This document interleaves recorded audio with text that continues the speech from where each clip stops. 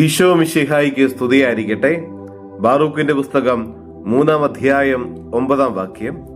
ഇസ്രായേലെ, ജീവന്റെ കൽപ്പനകൾ ശ്രദ്ധിക്കുക, ശ്രദ്ധാപൂർവം ജ്ഞാനമാർജിക്കുക. തൃത്വൈക ദൈവമേ, ഞങ്ങൾ അങ്ങേ ആരാധിക്കുന്നു, സ്തുതിക്കുന്നു, മഹത്വപ്പെടുത്തുന്നു. കർത്താവെ, ഇന്നത്തെ ദിവസം നീ ഞങ്ങൾക്ക് നൽകിക്കൊണ്ടിരിക്കുന്ന എല്ലാ കൃപകൾക്കും അനുഗ്രഹങ്ങൾക്കും സംരക്ഷണത്തിനും ഞങ്ങൾ നന്ദി പറയുന്നു.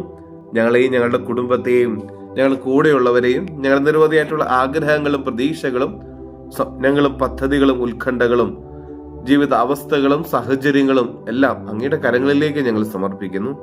ഞങ്ങളായിരിക്കുന്ന മേഖലകളെ, ഞങ്ങൾ കടന്നു പോകുന്ന ജീവിതത്തിലെ പ്രതിസന്ധികളെ എല്ലാം നീ ഏറ്റെടുക്കണമേ എന്ന് പ്രാർത്ഥിക്കുന്നു.